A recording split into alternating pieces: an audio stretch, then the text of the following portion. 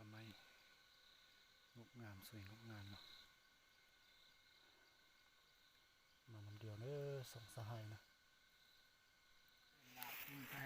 ลาบดิบลาบหนึ่งดูดูเมเนาะนี่อู้ตัวนี้ตัวสีกำเบิ้งอาหารเขานะลาบดิบ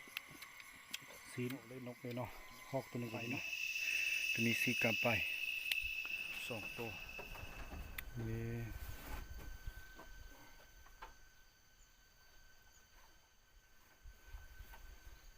มาลบป่าเด้อลบป่าทางหน้าแป้นเนาะทางหน้าแป้นโอ้ไก่สุดเลยเส้นทางสุดแล้วเนาะ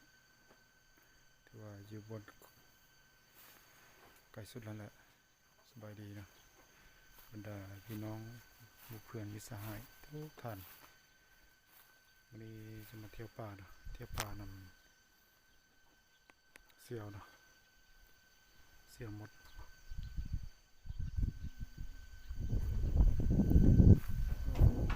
บ้านเขาเจ้าเนาะส่วนนี้เป็นฤดูเก็บเกี่ยวทุกคนไปให้ไปสวนเมื่อเนาะบ่มีผู้ใดอยู่ในบ้านในซองกำลังจะไปเที่ยวป่ากันเด้อคนไปนำเนาะเราจะมั่นบ่เนาะถ้าไปจะได้ถ้าได้ยินตัวมีอย่างเราจะค่อยถ่ายให้เบิ่งทีหนึ่งเด้อ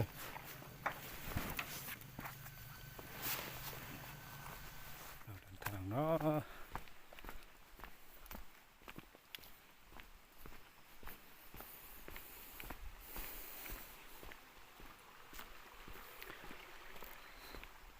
เราเดินทางไปเด้อพี่น้องเด้อ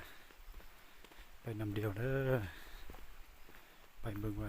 จะมั่นมีอย่างบ่เนาะวันนี้ไป2 คนเนาะ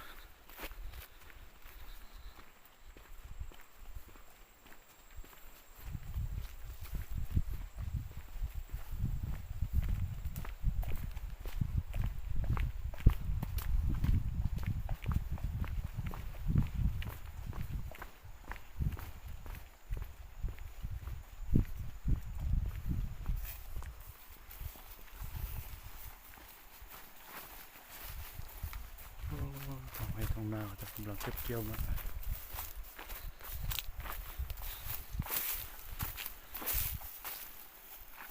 จักรนี่เนาะกำลังไปนะพี่น้องเด้อกำลังไปเที่ยวป่าเนาะถึงเห็นเขาเจ้าป่าอย่างพลานะโอ้ต้นนี้น้อยๆซะเนาะไม่ได้ปากเท่าไหร่ป้ามันก็จะตายละอันนี้นะ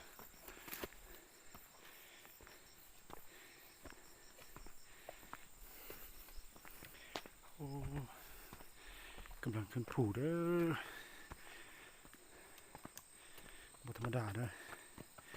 ขึ้นผูขึ้นป่านะสบายดีนะสบายดีนำบรรดาท่านทุกท่านเนาะวันนี้ไปเที่ยวป่าเด้อไปเด้อข้าพเจ้าเนาะข้าพเจ้าจันนะไปครับข้าพเจ้าจันนี่เนาะขอเที่ยวป่าทางท้องไร่ท้องนาเป็นเคยมาเท่านึงแล้วเนาะมากันในพันมดใส่หันเท่านึงแล้วโอ้เท่านั้นมาในสัปป่าหลายขนาดช่วงนี้ก็อยากมาอีกรอบหนึ่งเนาะก็เลยส่วนเรามันน้ำมันเดียว2 คนเลย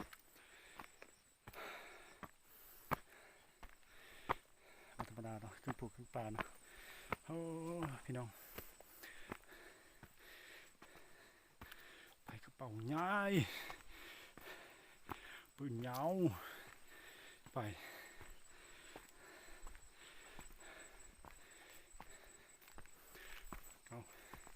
ข้าพเจ้าจะพาประธานไปเบิ่งกันเนาะ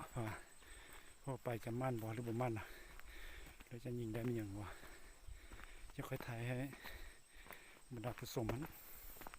สมอีกเนาะมาขอลาก่อนนะ ที่ถ้าตะขอบเพาะนะเลยตัวนั้นสูงหน่อยอ่ะเขาใช้น้ำหมอกนะเนอะ ใส่ให้หมดหน่อยนึงนะ เอ้ย สำหรับสองสาม ยิงไปถึงพุ่นเราจะค่อยใส่ตัวนั้นใส่เนาะอ๋อทางนี้ มือนี่ ทางนี้เป็นทางที่เราจะไปเนาะขึ้นภูตัวนี้เด้อขึ้นภูดำๆนี่แหละที่เบิ่งเห็นนี่เนาะขึ้นบุรีขึ้นไปถึงแล้วนะโอ้ยนี่ขึ้นภูไก่เด้อนี่เป็นให้เข้าของเจ้ายังบ่ได้เก็บเกี่ยวเลยเนาะโอ้ให้เขางามสุดป่าไม้นะป่าดงแท้ๆเลยตัวนี้นะโอ้สะอ่อนเด้อเนาะโอ้พอดีพี่เสี่ยวพามาถึงนี้เนาะถึงบอลเขาจะพักนะโอ้เขาจะยิงได้นกมีอย่างตัวเนี้ยคนมันดำแล้วก็เหลืองตัวนี้เป็นนกคอด้วยนี่นะนกคอเนาะโอ้บอนพักคืนอยู่พูดมาเด้อคืนผูขนาดเนาะมาถึงนี้พักพอนิดนึงก่อนเดี๋ยวค่อยไปต่อนะพักผ่อนแล้วมันเมื่อยไหลายเนาะโอ้นี่ฟ้ามืดนิดนึง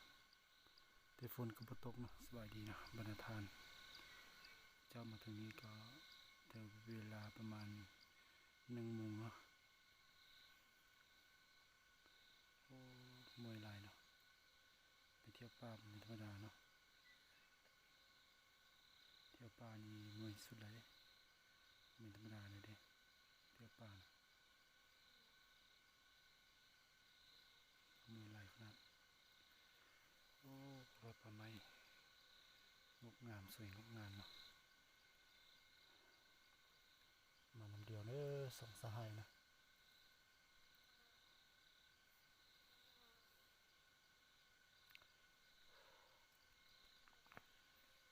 ไปหายากินข้าวแซ่บครับมื้อนี้นะ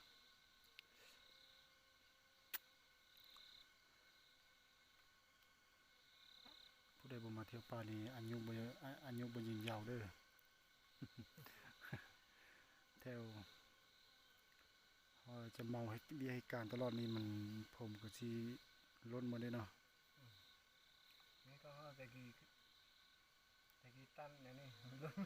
โอ้ย ต่อให้มีเหตุการณ์เด้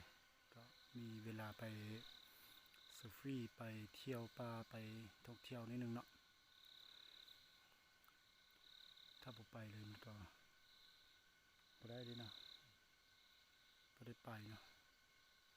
กันไปก็ให้ทางเราแข็งแรงขึ้น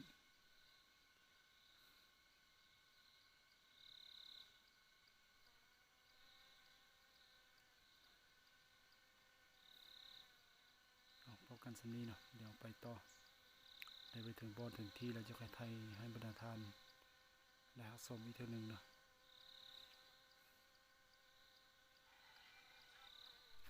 พาไปนำเด้อบรรดาหมู่เพื่อนบรรดาหมู่เสี่ยวบรรดาสหายทุกท่านเนาะไปนำข้าพเจ้าเด้อหมู่เด้อสดายหมู่ดากูไล่หาผ้าของชีมาตัวสาวชักจวงโอชีเนี่ยต่อผ้าแล้วรู้จอดตรงนั้นแปลนนะยะจะขาตัวบุรีอ้อนะมันจะเป็นตัวโดยเจ้าโอ้เดี๋ยวอีไปตัวกูยาองเกิดกันนะเชื่อมันได้ละจะฝึกจังยะนี่ก็มาใช้ความสนใจกันนะก็อย่างเช่นแต่ละยะตัวทะลุเลยชิลลี่สิจะนั่นแต่ละอีกตัวละ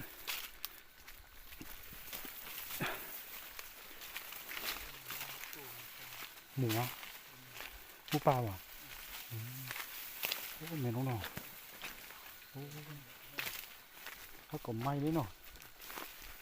2-3 มื้อนี่เนาะ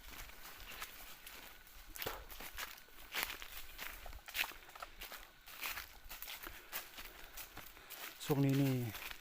หมูปลาไหลกันนั่นแหละออกเต็มแล้วถ้าไปจวนมันนะ ตู้ปูเนี่ยมันไปข้างห้างแล้ว นี่เนาะ ปูเนี่ยมันไปแล้ว หมูปลาได้นี่นะของตีนหมูปลาเนาะ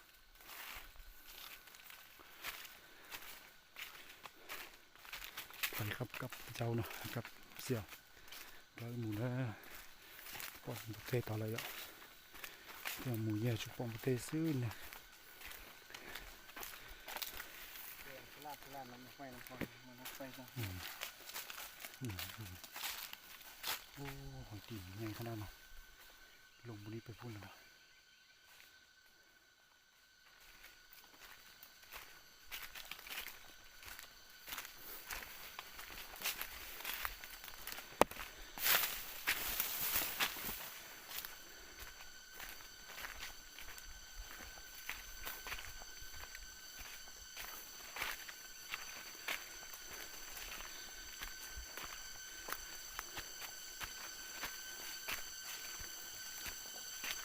ไปนะจะไปดูเป็นลายพายชงชีนะ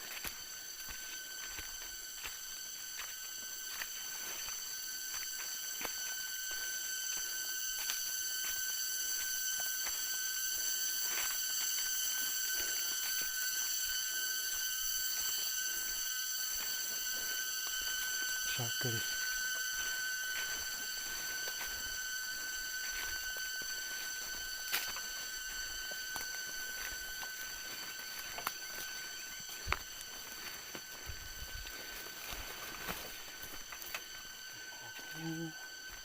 นกคอว่ะโอ้โหยีโจ๊กดิเนาะยงตาเลยโจ๊กเตี้ยเลยโจ๊กที่มันยงตาเลยโอ้จีนดำอ่ะจะจุดจงเกินแล้วที่จะนอนโจ๊กที่ก็ตรงเป็นลงจำนวนตรงสันตานะ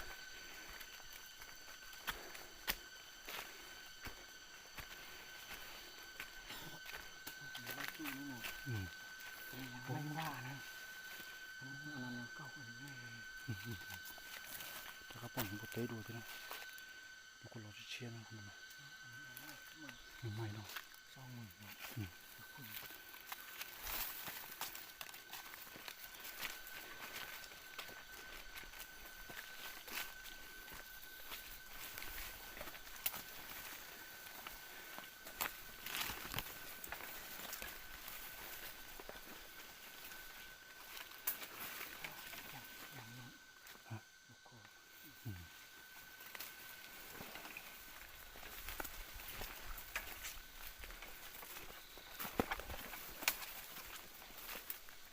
จงเดียวบุเตะหนึ่งบุเตะไปลูกที่นอนจุกที่นอนจงตาเลยยี่เราตกจิตนาสับปล่อยได้ยี่นะตกเตะตรงเป็นจงตาเดียว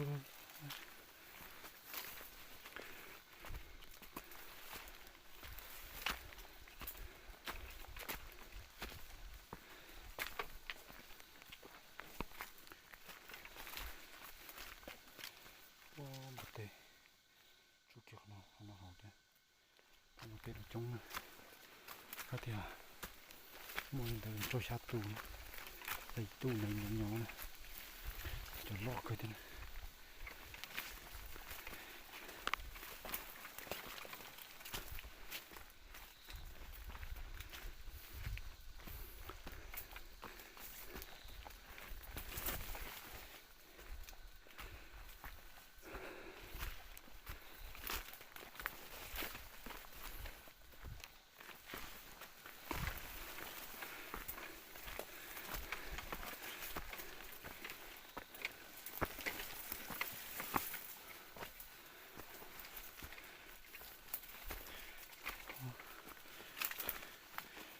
ก็ลองนอน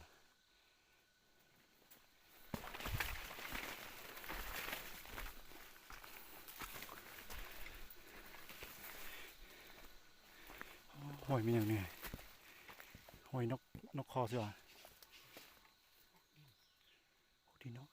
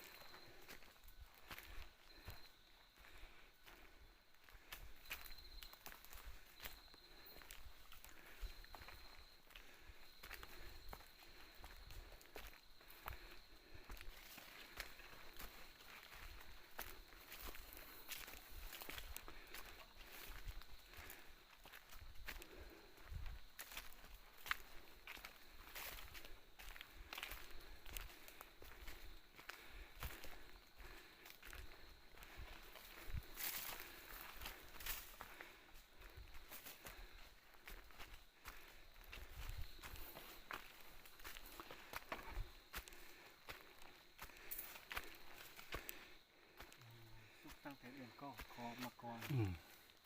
ดูนี่นี่ฮอกอิ่มเลยคนกินคนออกไปกินอย่างอื่น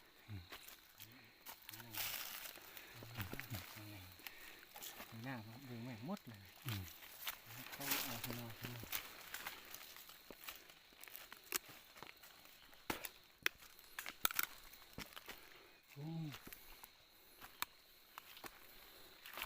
กินได้บ่เนี่ย กินแซ่บเลยฟาดเลย โอ้มันเป็นมากดีเลยเนาะ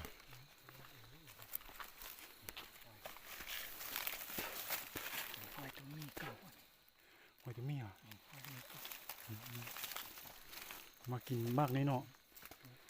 เขาเองดึงฟัดออกมันกินมันอื่นหมดเนาะมันคนไปมันกินแนวนี้มันลืมต้นแล้วมันบ่มีนะมันลืมต้นมาก้อนหน่อยก็คือกันเวลามันหมดมันลืมค่อยๆก็มี อืม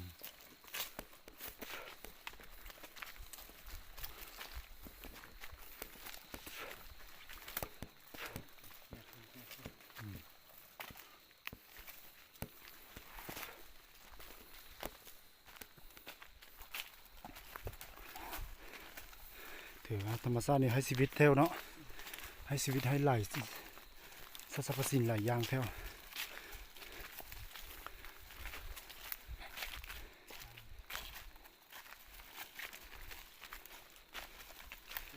ตามคำที่คำสู้เมนนั่นมากิน ตัวใด สู้เมนมีคนนั่นไงเมนนั่นมากิน โอ้หอยมันเป็นที่นี่วะอืม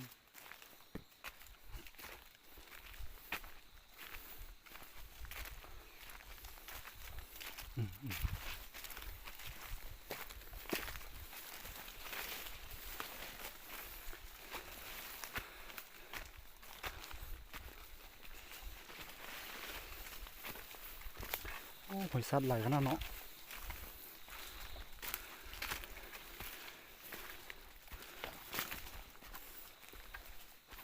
ปลาดงมันกว้างเลยบ่เห็นมันซิเนาะมันหลายขนาดเลยเนาะ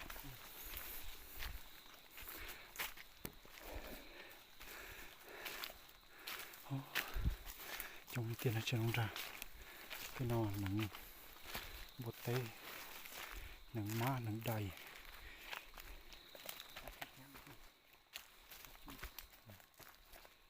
จุดนะโซนอย่างนี้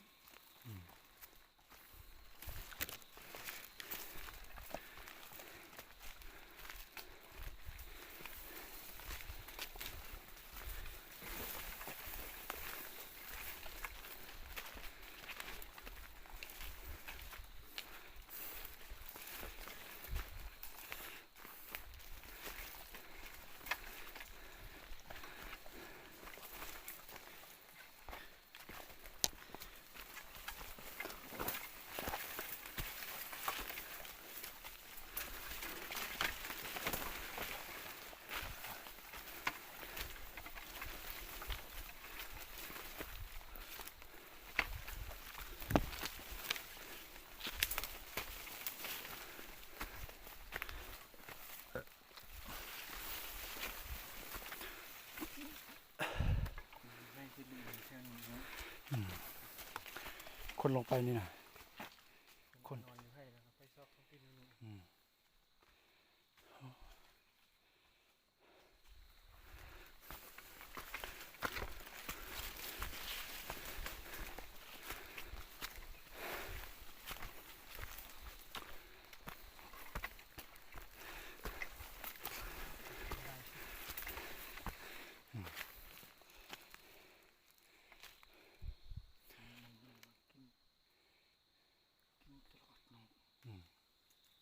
พอกดินเนาะ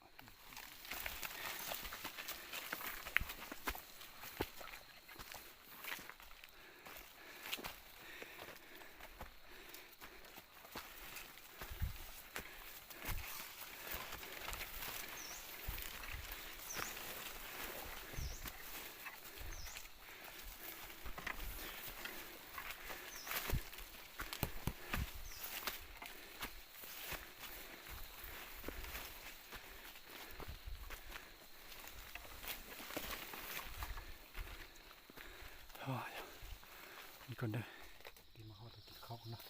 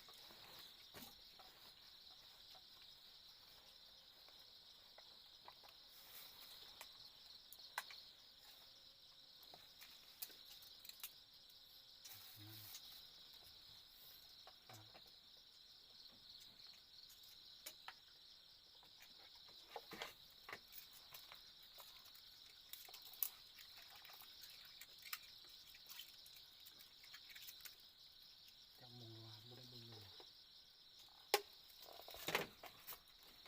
ใกล้นะยังข้ามไปไปเนาะไปเลยเนี่ยนี่เดี๋ยวนี้เนาะ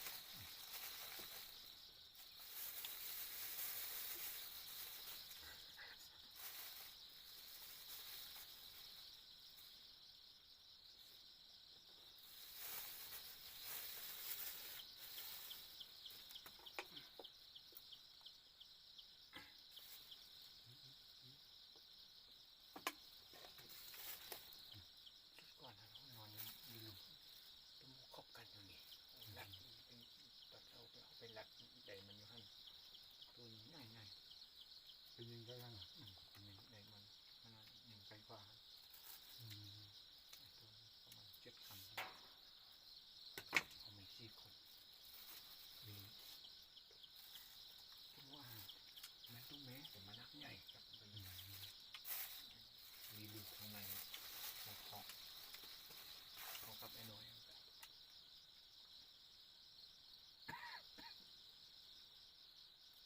มีหลายเนาะหลายโอ้แถวนี้มุนมดอย่างนี้มันยานอันนี้ตักก็อยู่ฟุตหนึ่ง2 มือคนที่อยู่เท่านั้นนะมันนี่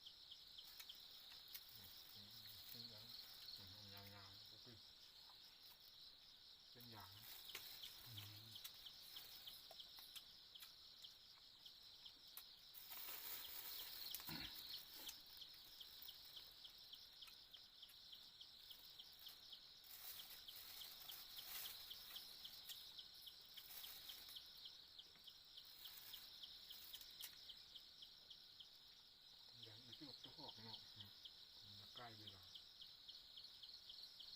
ม่ได้แล้วมันเอาไปเอาคนแล้วกลับมาทางขวาไปขวาขึ้นขึ้น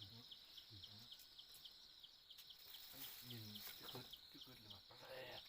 ปแล้วเนาะแล้วเนาะเอาแล้วยิน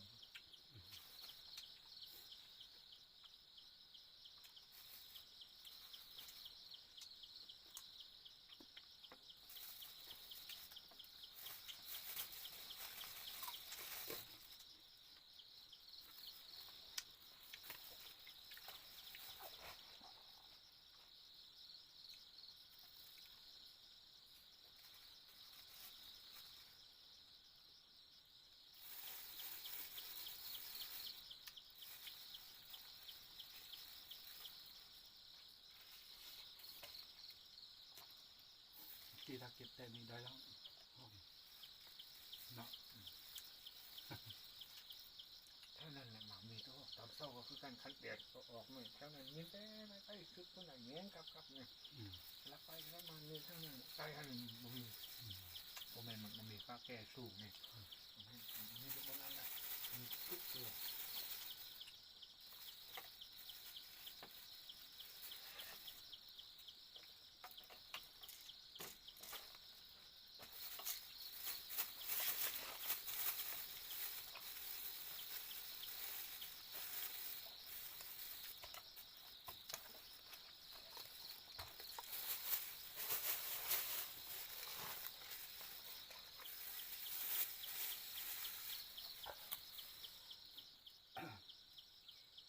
เส้นดีกินข้าวปลาเนี่ย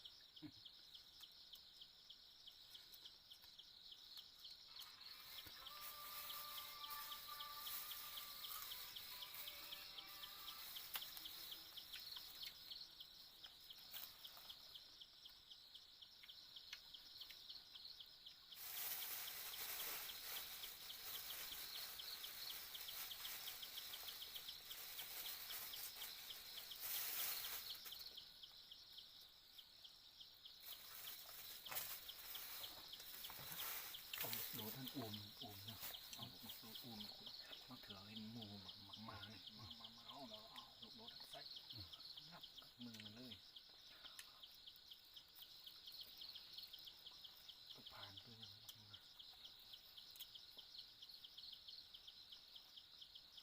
จากนั้นก็รู้ว่ามันใส่บริการ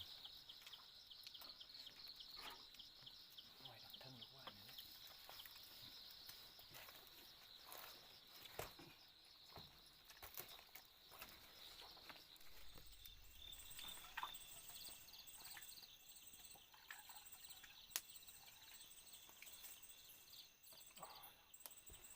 เข้ากันเด้อ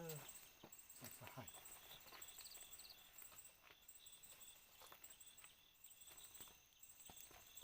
กินอีกนิดเนาะ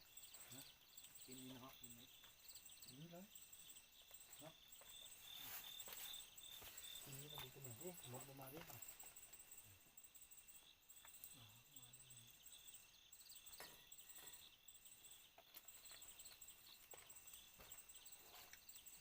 กินนี้ออกตาหนาท้อง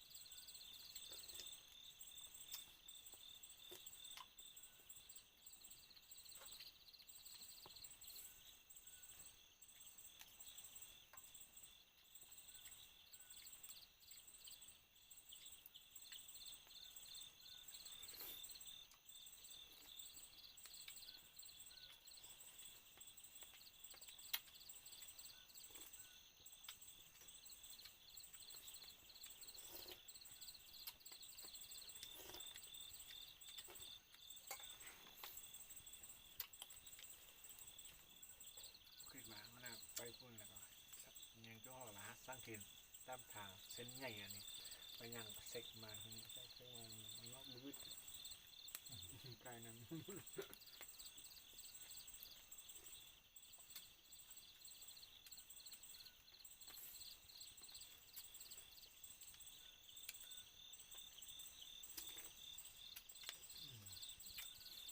ื่อนมันบอกเลยเอาไปบนจอบมันก็ไปน้อยเดียวนี่อยู่พื้นนี่ไหลเลยเนี่ย พื้นหน้า นี่เราลงมานี่นะมันบ่มีบอดเก่า ซอกทางบ่ได้นะ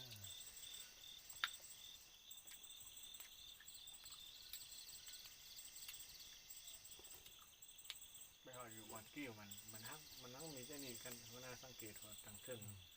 สังเกตไปตามอันนี้ผู้ดีพอดมันนี่อันนี้หัวหน้าไปอยากใกล้แล้วนี่ฮอดน้ำมันนั่น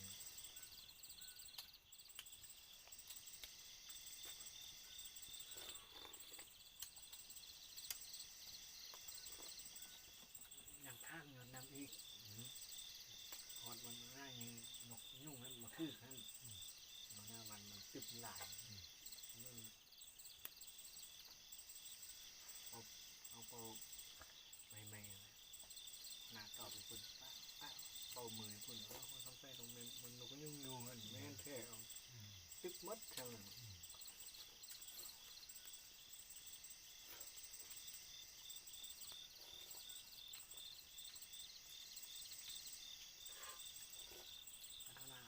ไอ้นาติดพอดีข้อเส้นทางหุ่นน่ะวัดมันมาเห็นตัวหอก2 ตัว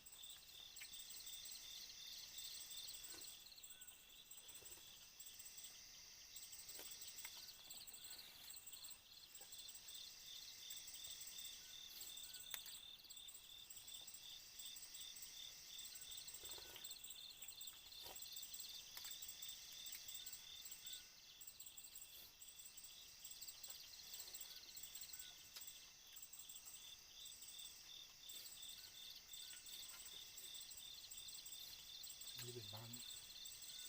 ต้นหมกไปเลย มันตรงมาก เนี่ย บ้านคุมพัน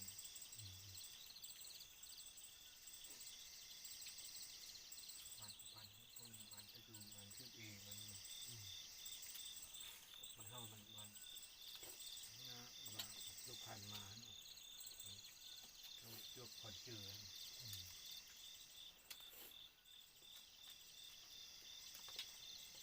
เอาหน้ามาท่าก้อนนะบักพอให้มันมาน้ำหลังนะ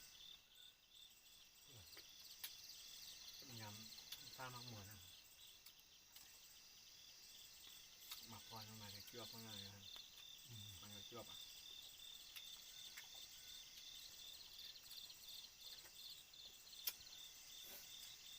ข้าวมีได้ให้ควรมาเลยมีได้ห้องตัวนึงแล้วเรียกว่าตัวฟานมาเอาให้ตัวฟานหนีแล้วเราจะค่อยมาเลย หลังจากทุกผ่านมาหมักพรเจ้งนะ ตัวฟานมาก่อนนะ ทุกผ่านมาก่อนเนาะ เรายังเห็นตัวฟานเล่นอ่ะ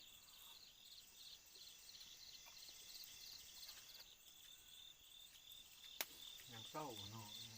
เราเนี่ย ยังเศร้า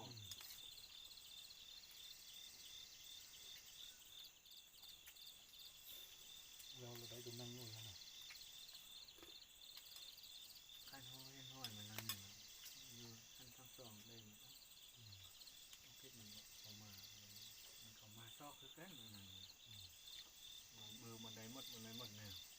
ซอก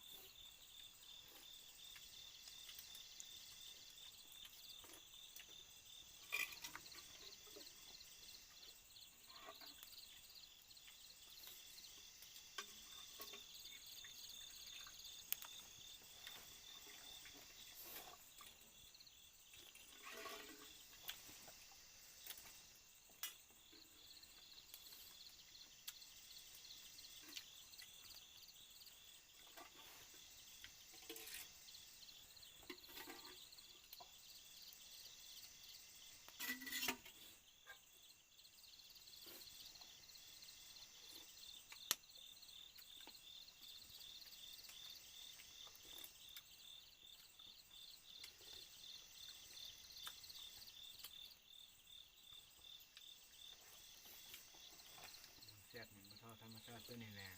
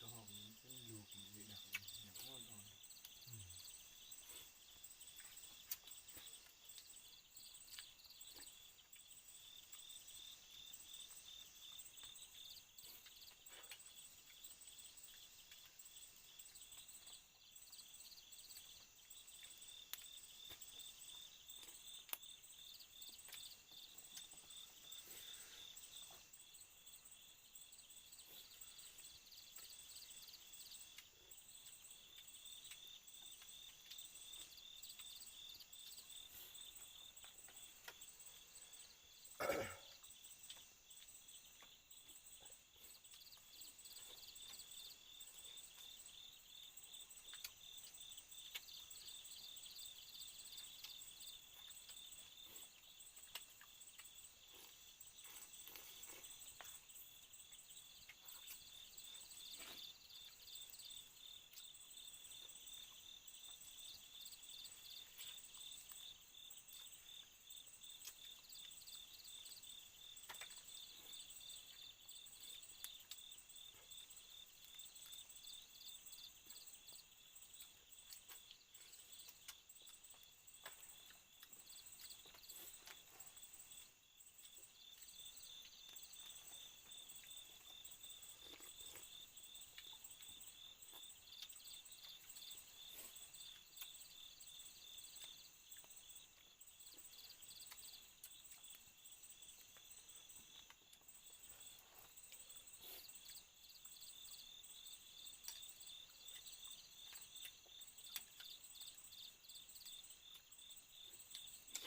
่านี้บานปลื้ม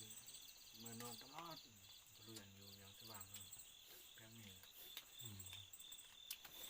เขาจะมาลบไปเลยแล้วนอนที่เนาะ เขาหมักไปตลอด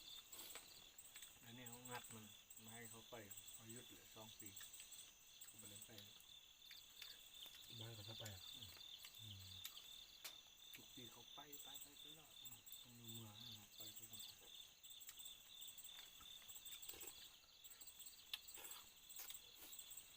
บ้านเขาจะไป เขาเอาเพชรเนาะอย่างเนี้ยคนมาเท่าบาตั้งเยอะเขาอยู่เยอะมาคุ้มขาเขาจะเป็นนี่ เขาจะโอเฮดอ่ะ ไม่ลองไปรู้เงี้ยมันเอาเพชรพร้อมอยู่เป็น2-3 อาทิตย์พุ่นเอาผ้าเอายังลื่นนี่เอาเชือกถึงเอาผ้าลื่นนี่เอาสารไปเขาลูผ้า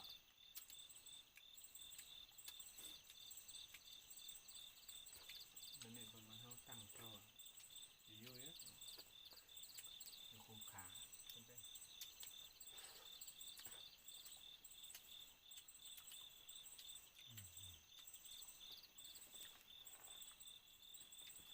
เด็กน้อยทำใดก็ไป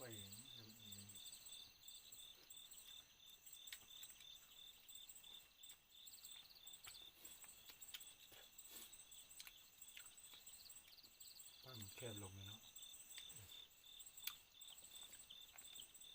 ถ้าเกือบตัวมูนี่ได้ยินสุดแต่บ่มีลมเนาะ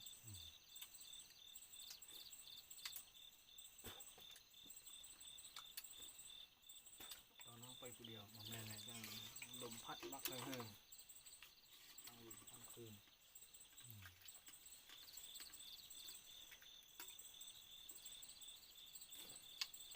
ตอนไปผู้เดียวในเห็นตอนกลางคืนนะตอนกลางคืน ตอนเข้าไปตอน8 โมงตอนเช้าวันนู้นตอนกลางคืนมันนอนมันยินมันคบกันขึ้นจะนี่แหละออกไปตามคือเราจะตามอันนี้แหละพอดีนอนอยู่กลางหนึ่งมันคบกันเอาโอเคเลยเอาหู้เลยเขาเพียมันเขาก็ชอบมันนอนท่ามันเลยตื่นเช้ามาเขาก็นั่งชอบพอดีเห็นห้อยเขากินมากอันนี้นำห้อยมันนำเห็นโอ้ใกล้พวดประมาณ200 เมตรพุ่นใกล้ยิงลัดไปฟอดนำพอดีลูกมันเห็นลูกมันก้อน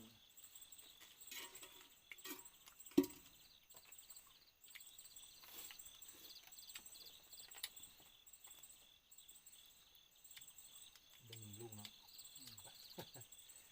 ตั้งมาอย่างนี้มันตั้งมาเอาปืนใส่บ่าอันเอาปืนใส่บ่าต้องจะเนี่ยอยากยิงเลยอันนี้เขาตั้งมายกปืนนี่แล้วไปเบิ้งนี่ซื่อบึงตาแมนออกมาเบิ้งบ่ออกบึ้ง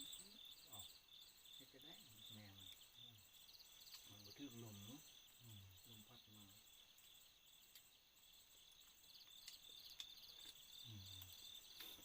ระบบตุ้มมูลใส่ระบบลมแน่นอนคือขั้นไฟอันนี้แหละมาทางนี้อันนี้ขั้นไฟมาทางนี้ตัวมูมาทางพุ่นตัวแห้งโอเค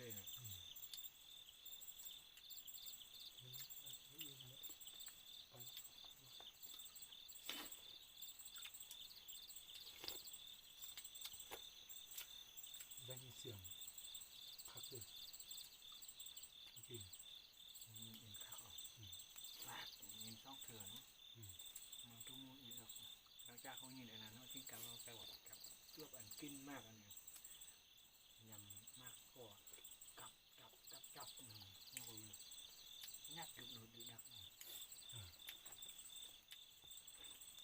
บีบประสาทานคืนอ๋อหายทางไหนก็โอ้โหไม่เห็น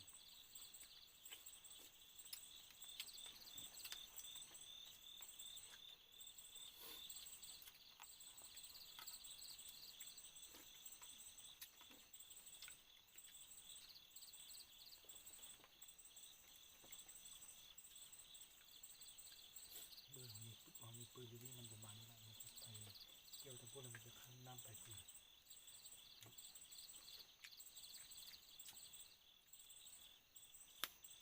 บางครั้งเนี่ยมันกินอยู่ทั้งนั้นมันนี่นะมันนี่ลมตัวแรงมันลงมันนี่นะ เบื่อน้องข้ามนางซ่องห้วยข้ามห้วยนี่ข้ามห้วยเทิงตักลงไปเบื่อเหมือนเขากันฮะสังเกตเมื่อมันแท้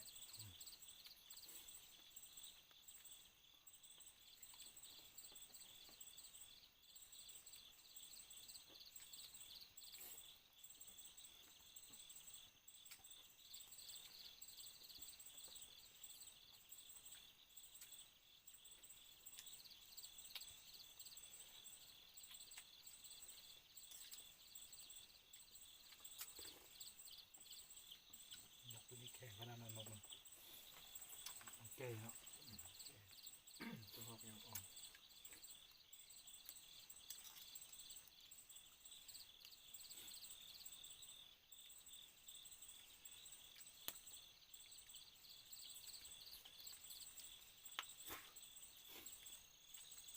3-4 ปีแล้วนกน่ะ มันไปเป็นหมู่เนาะ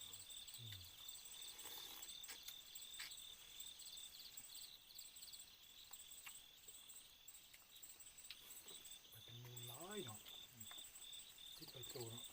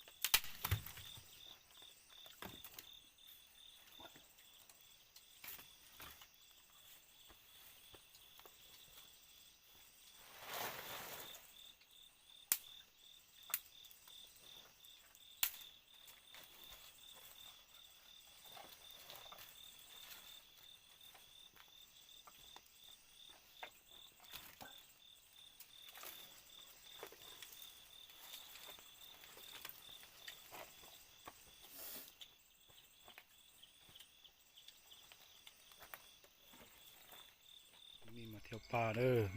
หมันสุดเนาะในพันธุ์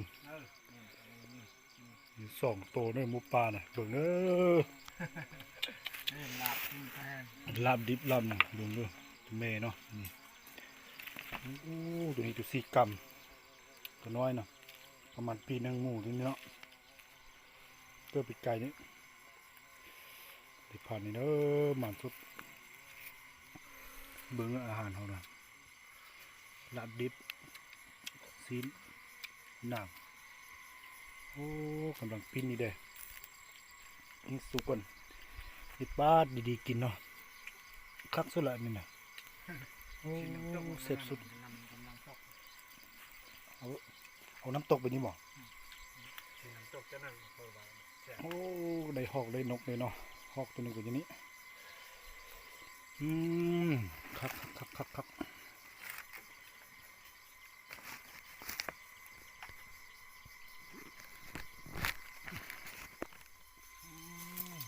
มาเด้อกินเดียวเด้อกินหมูป่าคักขนาดเด้อ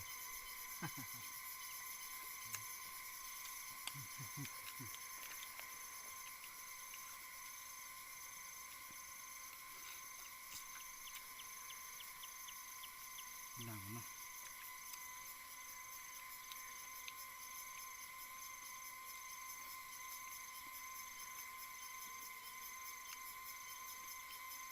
เบื้องวันนี้เรามาอาจจะมีคนมาเนาะมันจะต้องมีวันนี้เนาะเรื่องนั้นน่าจะมีมันนี่มีเจ้านึงเนาะ ทั้งมีทั้งมันอย่างแห้งที่ดูไม่รู้ครับ เยอะไปหิวเนาะ นี่เขาให้ข้าวหนาว นี่พวกนี้ไฟนี่คือทื่อหลายเนี่ยทื่อเพิ่งไฟหิวนี่ทื่อ คือที่มันได้ชื่อฮาตุยลุงนั่นแห้วเขาว่าจะไปขึ้นอยู่ลุงเขายานแห้วขึ้นเครื่อง แต่ถ้าไฟปีนไม่ได้ ทุกทีที่ละมาต้อยไปหนึ่งที่ใต้ปะหึ่งที่ใต้มาแทบเนื้ออันที่เสียกินมาเสียไม่แทบ เป็นอย่างนั้น ชุดความแซ่บมันตู้ผ่านน้องมาเสียจักมันเป็นยังไงคือแถวในไล่ตู้กินนักก็แซ่บ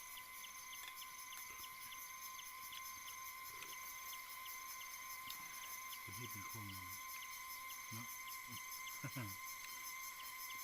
เวลาที่หิวแล้วมันโดดไปโดดมาแล้วมันซีนมันซามมัน ดูดด้วยนะเลือกความดูดเนี่ยทางการนี้ออกเรือออกเงินมาแซ่บกินอันนี้กินแซ่บกับอันข้าวหมัก ตะกี้คนเข้าตะกี้มันมีปืนเข้ามาเฮ็ดอัน อย่างอันเขาอัน ภาพบอกเอาตรงนี้เราบอก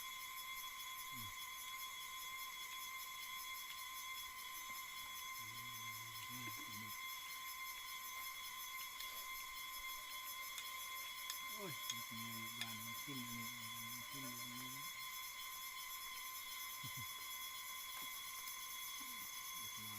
กินแห้งมากสุดเลยทั้งนี้เลยสุดกินแซ่บดี เสร็จดีเนาะ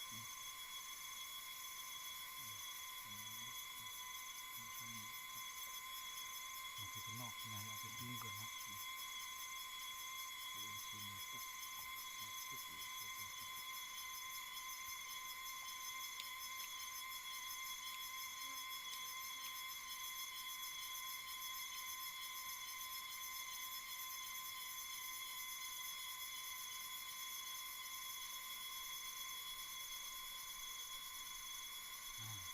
กินให้จะได้ก็ได้กินผมเลยกินให้จะได้เขาเลยกิน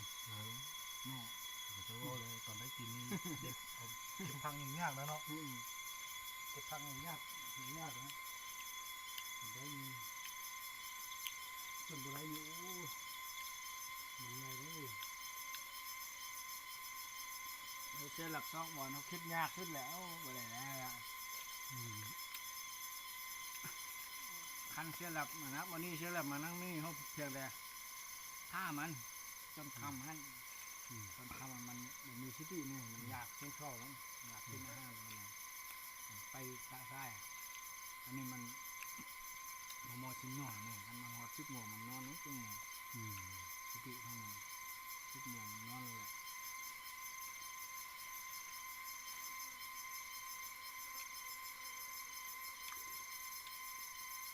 ให้ชุดน้ำอาหารขึ้น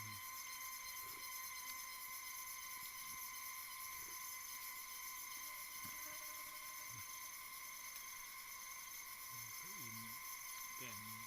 องกินน้ำนี่ดูมาทำไรโอ้มัน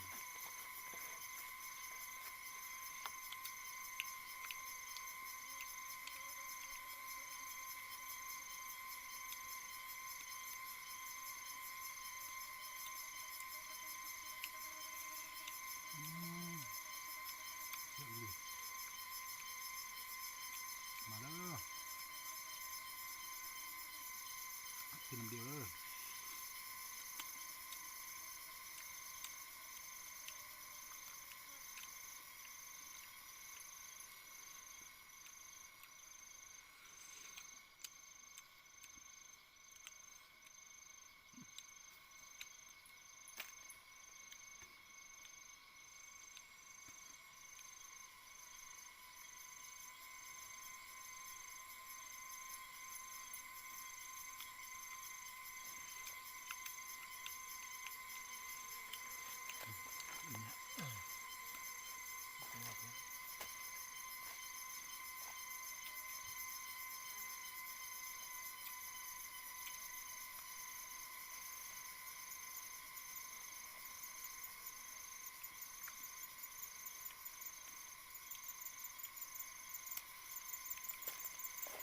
ก็คืนนี้มันกินอยู่แถวๆนั้นเนาะ กินเท้าอยู่ แต่ก็อยู่เหรอ เขากลับมันขึ้นอันบอกขึ้นตอนเขากลับมันขึ้นตอนเขาคนหลับนอนดีอย่างนี้นอนเดินนอนแต่ มันจะกลับกันแล้วเดี๋ยวเรานอนรับแล้วเนาะ วันในนอนแต่2 ชั่วโมงกว่าที่น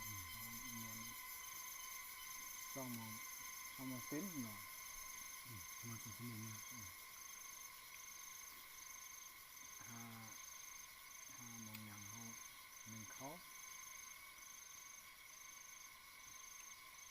ก็ดี7 โมงอย่า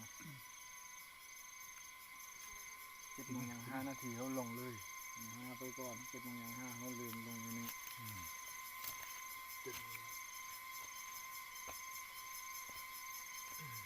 7 โมงว่ะ เขาจะ7 โมงอย่าง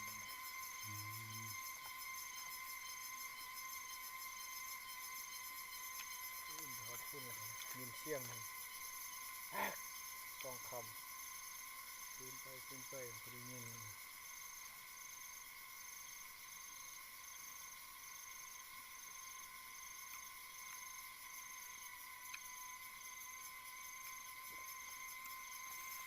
โอ้ผักสุด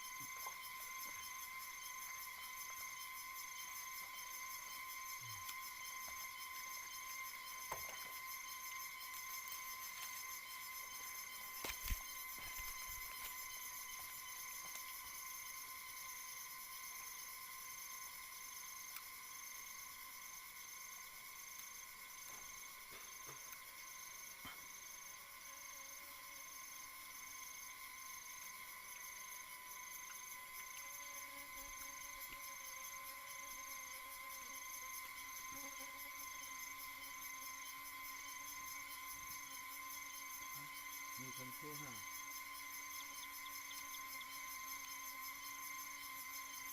มีใช่เลยครับเขาใส่เชียงมีคำพาย ขับไปอ่ะ เราโทรว่ามั่นบ่ได้แล้ว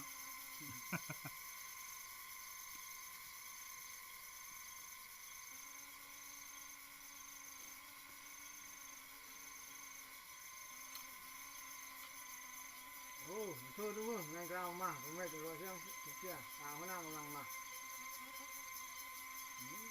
กับพี่โอ้ลาโหดเพื่อนมาดู พอห้ากันนะโอ้โหนั่นน่ะ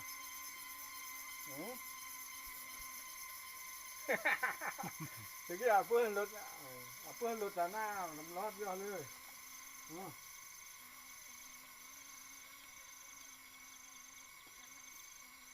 ไปด้วยอันนี้ดิบางคนอันนี้จะปลุกอันนั้นปลาเต็มมากก็อันนี้ตัวอันนี้บางคนตัว โอ้เสร็จแต่เสร็จ ขึ้น ว่ะ เกลียว8 โมงสวดถึงหน้าน้องมาโอ้ยปีเฮ้ย มาเด้อเพิ่มมาเด้อเปิดตัวเสียมเลย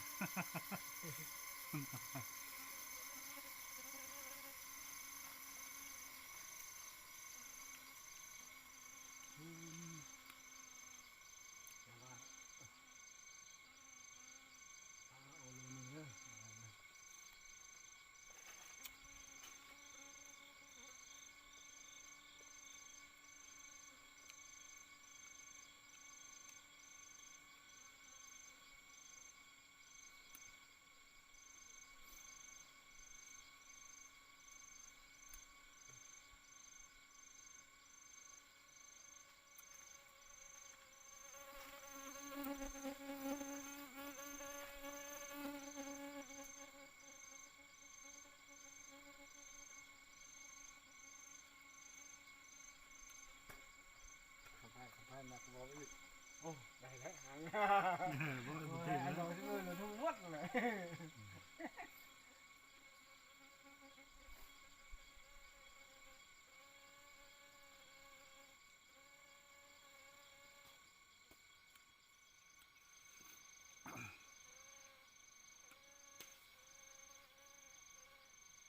หมดเก่าตัวนั้นใส่เด้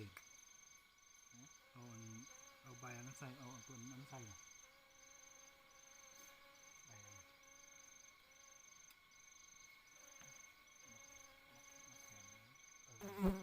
ดอกตัวนี้หน่อย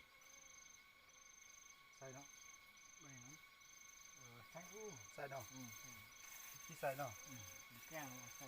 อันดำมันแน่น คักโอ้ใส่ตัวนี้เนาะ นี่อันนี้แน่น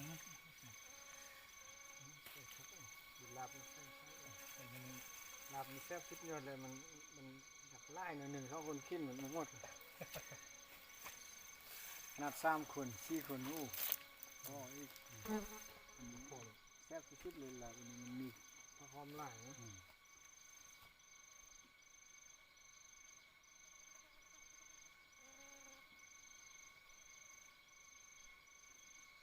แข่งแล้วร้อนใหญ่เลยจริง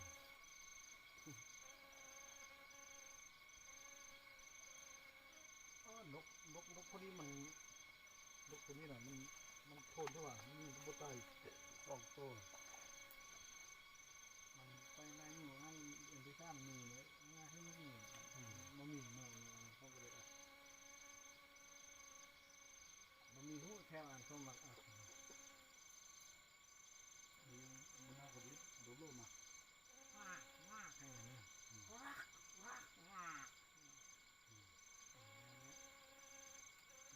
จับให้มันกันนี่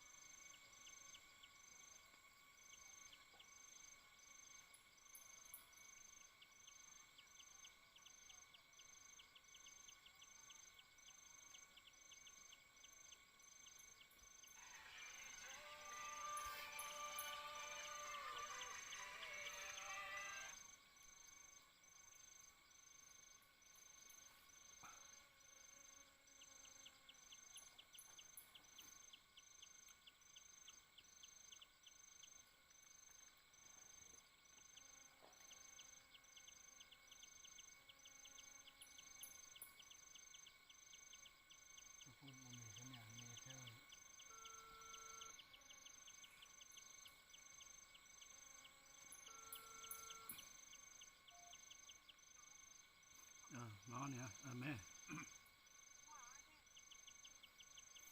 เจ้าอีจ่าหรือเหรออีจ่าก็ได้จ่าสองตัว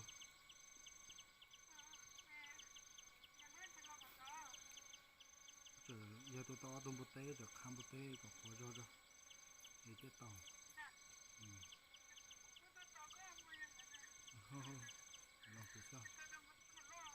นี่ตัวคิดเต่าตัวปลอดเต่า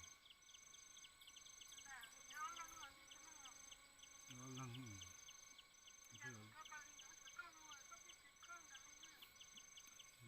มุกปีนเต่าอยู่ซัปเปอร์เปิดได้เลยพาริสตา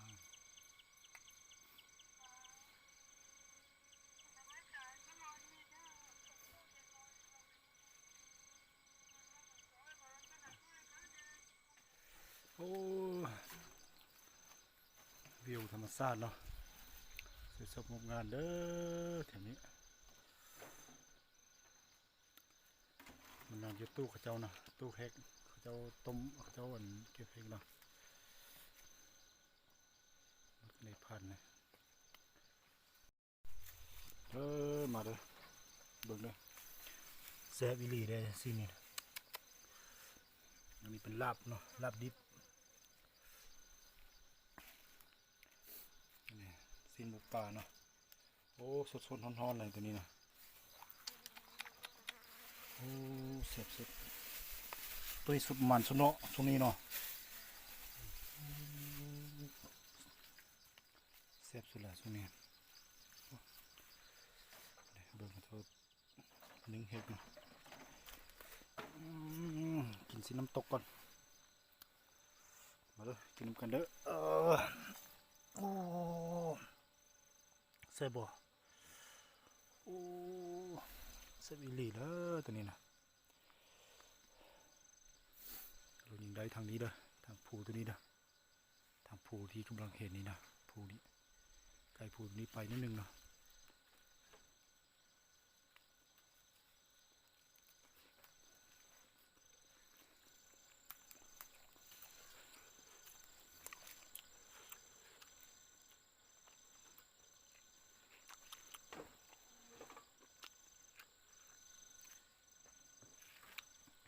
ก็ไม่ได้เห็นหมูป่าเด้อมันนี้ได้2 ตัวนะโอ้ให้เบิ่งเด้อโอ้ตัวนี้5 กำไปเนาะตัวนี้4 กำไป2 ตัวโอ้มันนี้ถือคุ้มค่าที่สุดนะมาทางนี้เป็นขาตีนมันโอ้บริไทยหูตอนที่เป็ดเป้เนาะไม่สุดขึ้นผูนะนี่เป็นซีนมันเด้อกำลังสิย่างโอ้นี่หนังมันเด้อหนังหมูป่าเนาะโอ้แซ่บสุดแหละนี่นะธรรมดาเนาะตับใจมันดึงไว้2 ตัวเด้อกำลังตับพอไซส์พวกนี้อยู่นี่ในผ่านพวกนี้ได้เนาะมีปืนเลยนี่นะโอ้เด้อบรรดาทานเด้อสมบูรณ์กันพอเนาะโอ้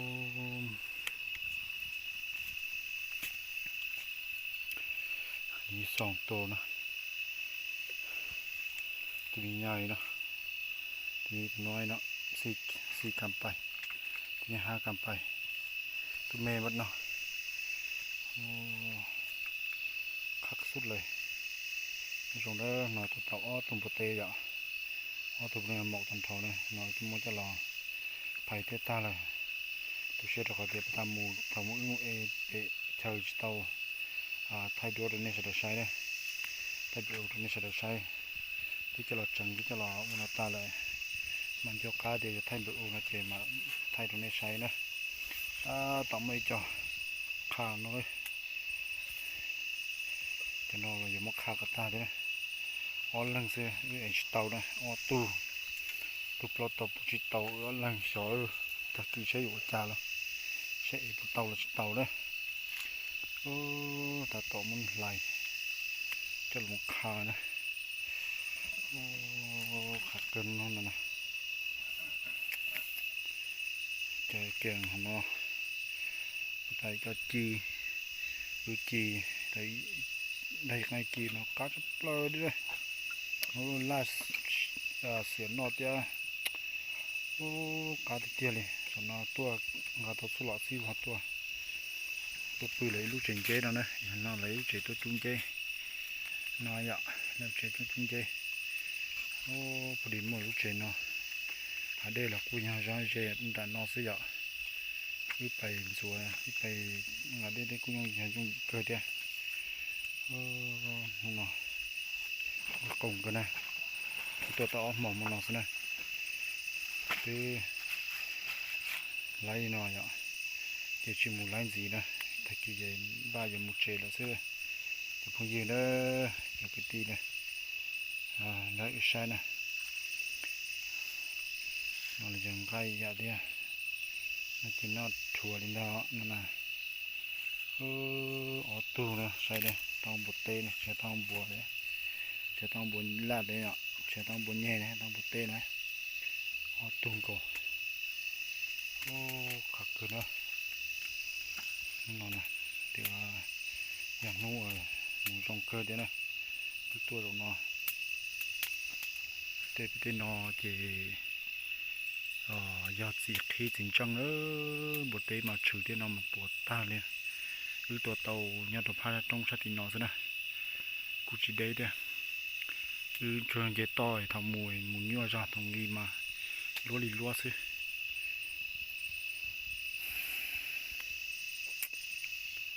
ô sao thấy kỳ vậy tàu đi chào